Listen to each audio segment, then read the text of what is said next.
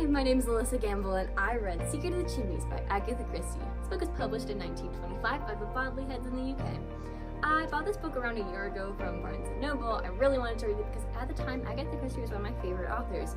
One of the first books I read from her was And Then There Were None, which I seriously recommend reading. It was amazing. But I picked up a paperback, that way I could actually pay attention to what was going on, and I just enjoy reading on paperback more than digitally. Alright, without further ado, let's get started on the review. Here is everything you need to know before this review. We start off with our main character, Anthony Cade, who ends up picking up 2 jobs from his friend James McGrath and end up moving to London to take care of those jobs. When he moves to London, he brings back a bunch of letters with him. And in those letters, he needs to send them to people he used to talk to in the past. But those letters end up going missing. After those letters go missing, a couple days later, we find out that the thief was found dead. So now Anthony is tasked with why the thief stole the letters and the thief's death, and he has to still keep up his 2 jobs. On top of that, now there's a bunch of other robberies going on. So Anthony now takes it upon himself to solve the murder of the thief, why the thief stole his letters, and now a bunch of other robberies around that time, and still keeping up the 2 jobs. And does it all. Agatha Christie is a murder mystery writer, which is what drew me to her in the first place. But this book, Secret of the Chimneys, actually ends up being a thriller, which kind of threw me off, and I was definitely disappointed by.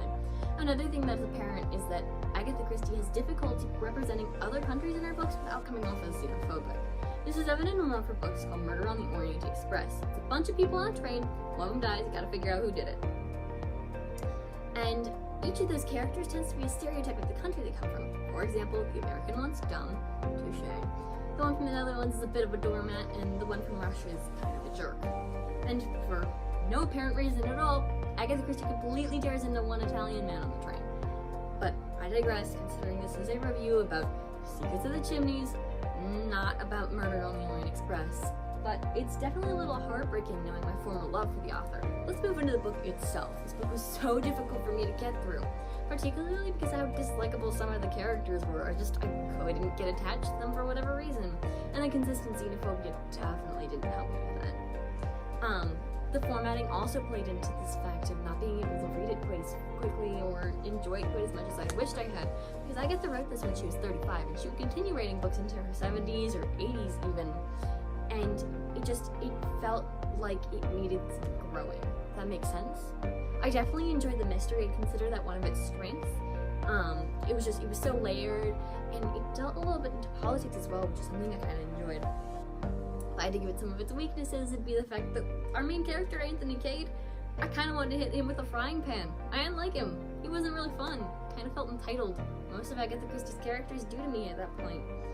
But, I mean, considering how young Agatha Christie wrote this book and compared to how experienced she gets, I think it's pretty decent. Finally, books like this.